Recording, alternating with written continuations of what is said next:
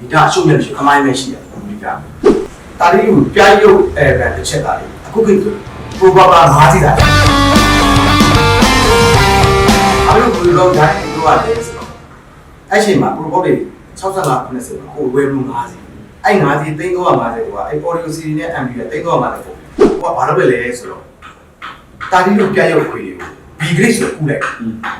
စေကိုလကားပြီးကိုလိုပြီးမြန်မာပြည်ကောင်ရှော့ပြီးတော့ကိုလိုပြီးနောက်ဗီဒီယိုကတော့ကုန်ပေးလာတယ်ကျွန်တော်အဲ့မှာမကွေးရနေစားပြီးပစ်တစားဆိုတဲ့ချင်းကထပေါက်ပါ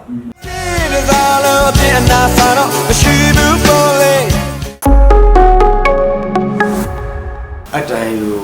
ကြည့်နေတဲ့တော့နော်ဒီတောက်ကိုချစ်တဲ့မိတ်ဆွေပါကျွန်တော်ကတော့ KSND Music Production ရဲ့ founder တယောက်အနေနဲ့ဖြစ်တဲ့ကြော်စွာနေတန်းဖြစ်ပါတယ်ကျွန်တော်ကဂီတာလောကတော့မဟုတ်ဘူးကျွန်တော်ကဒီ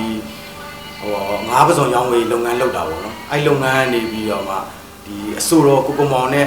ပတ်သက်ပြီးမှဒီဂီတာလောကကိုတာဒီလူရဲ့ပြည့်ရောအရှိန်မှာအရင်ဆုံးစထွက်တာက2014လောက်ကစစ်မေကူနာမည်နဲ့မငေးနဲ့အဲ့ကောင်စထုတ်ခဲ့တာပေါ့အဲ့ဒါစစ်မေကူမငေးနဲ့က2014မှာထုတ်တယ်တာဒီလူပြည့်ရောက2015လောက်မှာထုတ်တာအဲ့ဒီကအဲ့ဘက်ထုတ်ကို95တိကျ95တိကို90နဲ့ပြီးလို့တော့မရှိဘူးလားအဲ့နဲ့စစ်မေကူအဲ့ဘက်ထုတ်တဲ့အချိန်မှာတယောက်တည်းဆိုရင်ကိုမောင်အမအစ်စ်တည်းဖြစ်တယ်ဒီဒါအရှုံးမြတ်ရှိခမိုင်းပဲရှိတယ်ဒီကတာလီကိုပြိုင်ရုပ်အဲ့ဘက်တစ်ချက်တာလေအခုခေတ်ပရိုဘာဘာ၅စီးတာရှိဒီလိုရဲ့ဖြိုးလင်ရဲ့၄ယောက်ကျူးွက်ဝင်းစုံမယ်ဆိုပြီးတော့အဲ့မှာဘိုးတို့လုပ်ကြရင်လည်းဒီလောကတော့ဆက်ရတာအဲ့မှာအဓိကတော့ကိုမောင်ကျေးဇူးတော့ကိုမောင်မိတ်ဆက်ပေးတဲ့ဒီပေါ့ဒီဆရာတွေရောအတီးပညာရှင်တွေရောမစ်စင်တွေရောအကုန်လုံးကတကယ်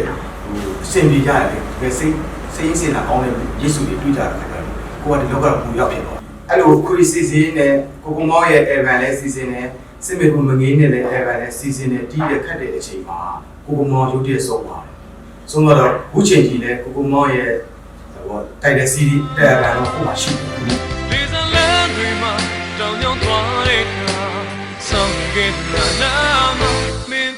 ဟိုစားတော့သူ့ကိုဒီတိုင်းပေါ့သူဒီမိုဆိုးရတဲ့အတိုင်းထိုးဖို့စဉ်းစားလိုက်သေးတယ်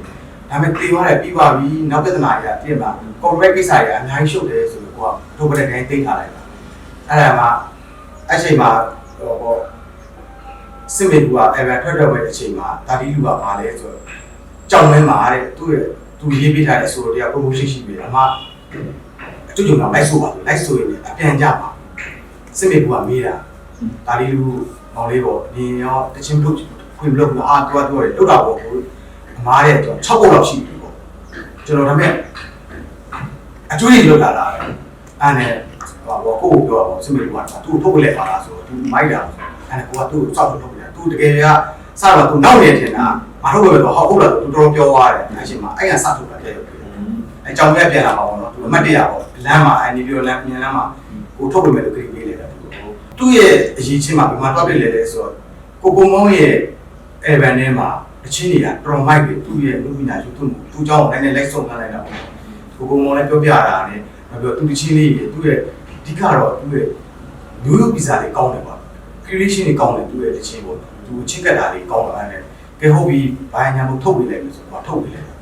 အဓိကကိုထုတ်ပေးတဲ့လူရဲ့ချက်ကရောလေတချို့စီးပွားရေးသမားတွေကတော့ဆိုတော့ရောက်ထုတ်ပြီးသူတို့ရဲ့ profit ကိုအကျိုးမြတ်ကိုကြည့်ကိုကတော့လုံးဝမကြည့်ဘူးဘာလို့ဆိုတော့ကိုမှဟိုးခဲ့တဲ့ယူရရှိတယ်ကိုအသက်19-20လောက်ကလည်းဟိုကျောင်းမနေကျောင်းတက်ချင်တယ်ပတ်စံမရှိဘူးကျောင်းတက်တဲ့လူကျောင်းသားကျောင်းသူတွေကို6-9လောက်ကျောင်းထားမှုကိုစီးပွားရေးနေပဲမှာကျောင်းထားမှုတွေဒါပေမဲ့ကိုဘက် line model နာလို့ငါထားပြီးတာပါတော့ဘလို့မလို့ဟိုတာတီလူကောင်လေးကြတော့ဒီလေးတယောက်ကိုကြတော့ပါလဲဆိုတော့ကိုထုတ်ပေးလိုက်ပဲသူအောင်မြင်တာလားသူ့ရဲ့ကံတကယ်လို့သူအောင်မြင်ရင်သူ့ရဲ့မိသားစု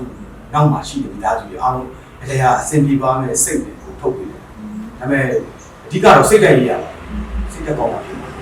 ကိုစိတ်ဓာတ်ရေးရတော့ကြည့်တယ်သူ့ရဲ့တချို့ကြတော့ပြီးရပေါ့နော်ဟိုမီဒီယာတစ်ခုမှပြီးဘူးတယ်ကိုတာတီလူကိုတဲ့ကိုကျော်လာမြင့်တန်းတချင်းရီကောင်းလို့ထုတ်တာအဆိုလိုကောင်းလို့ထုတ်တာလားဟိုကပြန်ပြောလိုက်တယ်အရေးကောင်းလို့လည်းမဟုတ်ဘူး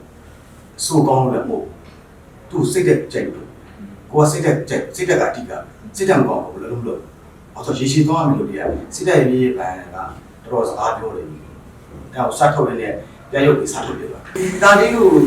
ပြရုပ်ကိုထုတ်တဲ့အချိန်မှာမပေါ့ဘူး၄-၅-6 လနေနေတဲ့ကြာကြောင်းဒီပေါ့ဒီကိုတို့ကဘုံဘိုး entertainment ဖြတ်လာဆိုတော့သူကလမ်းဖုံးဆက်တယ်ပေါ့ကိုယ့်ရဲ့စီစီကိုလည်းဆိုရတယ်ဒီခွေလာသိမ်းပါမရောရဘူးပဲဟောမြောင်းအောင်ဆိုတော့အေးပေါ့ပြန်သိမ်းပေါ့အဲ့မှာခွေစင်း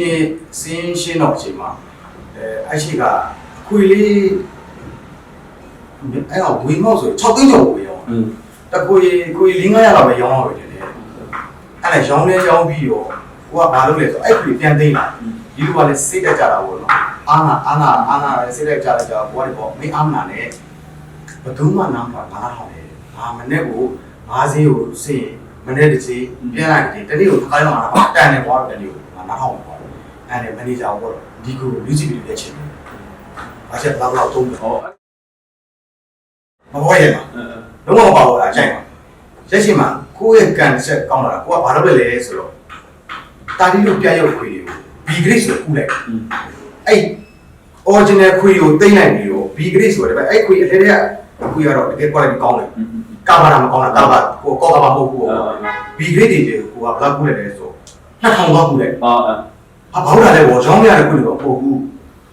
အဲ့ခွေတွေကိုကိုကအရင်ကမြန်မာပြည်ချက်တော့သွားတယ်သူ့ရဲ့တငယ်ကြီးတွေ10ခွေအလကားပေးတာကိုလိုပေးမြန်မာပြည်ကိုရှောက်ပြီးတော့ကိုလိုပေးနောက်ပြီးလူပြီးတော့ပုံပေးလာတာလေဖြစ်မှာအဲ့မှာခွေးကနေစားပြီးပိတ္တစာဆိုတဲ့ချင်းကထားပေါက်ခွေးမှာပိတ္တစာချင်းဆိုတော့ကောင်းလေးတစ်ကောင်ဆိုတော့ပေါ့နော်အဲ့ပေါ့မတိလို့ရှိရင်တာလေးလို့တချင်းမဖြစ်ဘူးအဲ့ကောင်လေးတချင်းဖြစ်နေတာတဖြည်းဖြည်းနဲ့အဲ့ချိန်မှာတာလေးလို့ပိတ္တစာချင်းစားပေါက်ပါလို့လူနည်းနည်းတည်တယ်မှာကိုကအဲ့တာလေးလို့